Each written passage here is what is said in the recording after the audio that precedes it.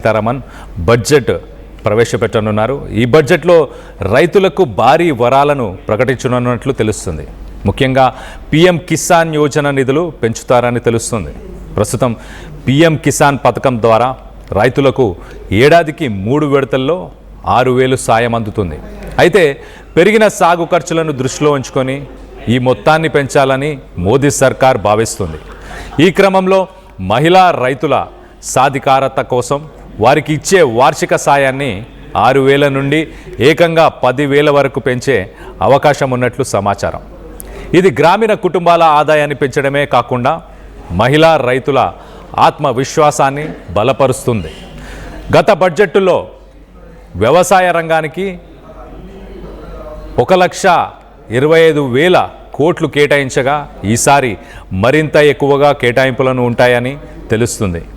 సాగులో డ్రోన్ల వినియోగాన్ని పెంచడంపై కేంద్రం స్పెషల్ ఫోకస్ పెట్టనుంది.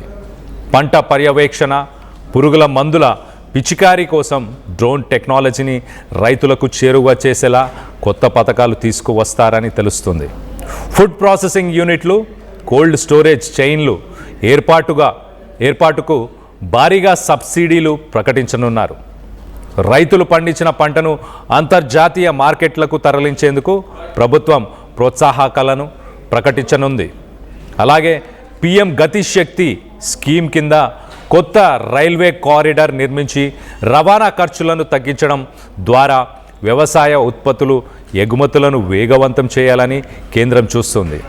ఫుడ్ ప్రాసెసింగ్ను ప్రోత్సహించడం ద్వారా గ్రామీణ ప్రాంతాల్లో ఉపాధిని పెంచడమే ఈ బడ్జెట్ ప్రధాన ఉద్దేశ్యమని కనిపిస్తుంది. మొత్తానికి ఫిబ్రవరి 1న రాబోయే బడ్జెట్ రైతుల్లో కొత్త ఉత్సాహాన్ని నింపుతుందా లేదా అన్నది వేచి చూడాలి.